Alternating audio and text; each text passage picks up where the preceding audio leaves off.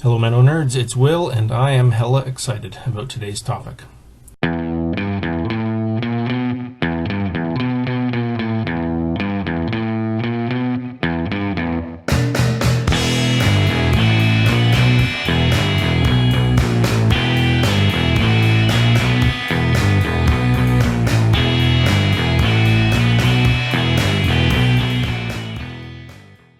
Do people still say hella?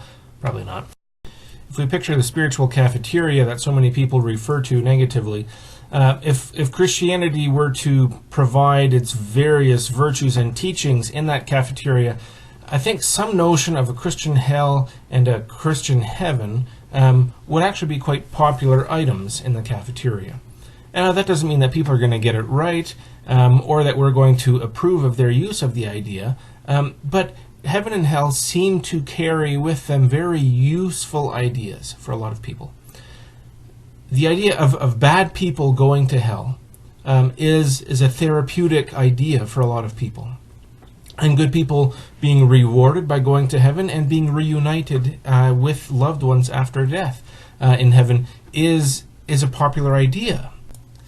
In fact, connecting with our loved ones in heaven is probably an outside idea that influenced Christianity before that notion of a Christian hell was able to influence the rest of society, because there really isn't much written in the Bible to support that perspective.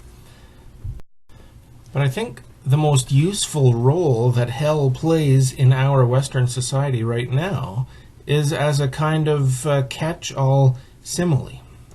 A little while ago, I did a little search on Twitter, and I typed in a two-word phrase, as hell. And what I found was a cross-section of what you would expect to find of people using hell as a comparison. So let's have a look here. Somebody writes that something is as annoying as hell, or that they are as curious as hell. Other comparison words here are hungry, spooky, happy, bored, and mad. Now we might be able to say that hell is a place of anger, so mad maybe makes sense. But boredom, happiness, hunger, curiosity, these probably aren't words that are theologically appropriate to connect to hell, and yet this kind of comparison happens all the time. Now this is a lighthearted take on the conversation, but I wonder what it would look like if those of us who are theologically inclined would use the words heaven and hell in a way that fit this pattern but was consistent with our theological perspective. So what would that look like? It doesn't take too much imagining to realize that this might not work, right? If we were to talk about a situation here on earth being as happy or as joyful as heaven, that wouldn't quite be a fair comparison. And on the hottest days that we can experience, those of us who attach fire and brimstone understandings of hell, it wouldn't be fair to ever say that it was as hot as hell, or as painful as hell, or as torturous as hell, or whatever kind of comparison word you wanted to use. We can't do this.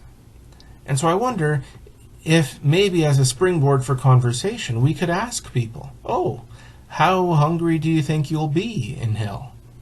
How hot do you think it is in hell?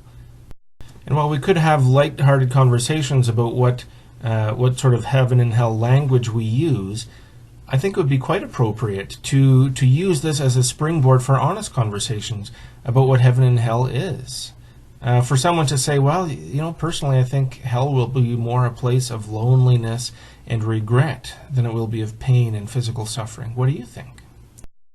We don't have to have the answers, and I think we will benefit when we hear the answers of the people who are near to us. Thanks for listening.